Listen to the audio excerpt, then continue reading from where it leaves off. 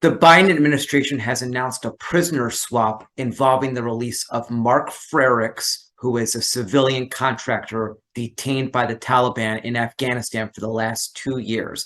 He's been released in exchange for a convicted Taliban drug lord named Bashir Noorzai, who has been in jail in the United States for 17 years.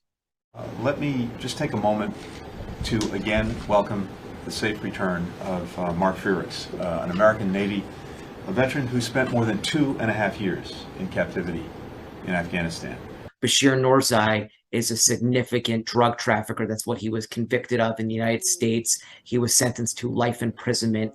And so this was a significant decision by the Biden administration to release someone in that position. However, the administration has said that it determined that the release of Noorzai is not likely to cause any security risk for Americans or deepen the drug trade in Afghanistan. And so it decided to make this deal.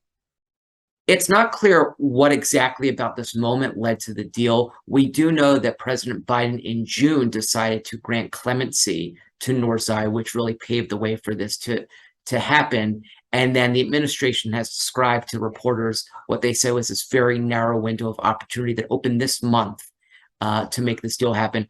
We're still trying to sort out details as to what they're talking about and what that means and what this narrow window of opportunity was.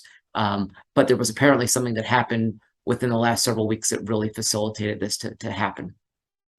We are here this morning to announce the arrest of Noorzai, who is perhaps the most notorious Afghan drug lord and has built over the last 15 years a multi-million-dollar heroin business by forging an unholy alliance with Mullah Mohammed Omar and the Taliban.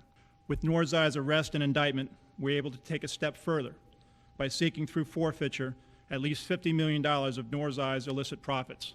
Noorzai is known to the Drug Enforcement Administration as the Pablo Escobar of heroin trafficking in Asia.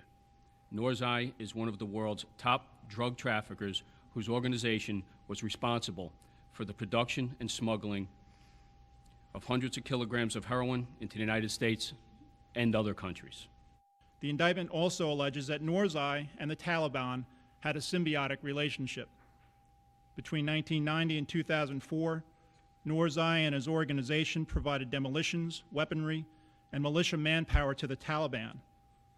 In exchange, the Taliban permitted Noorzai's business to flourish and served as protection for Noorzai's opium crops, heroin laboratories, and drug transportation routes out of the country.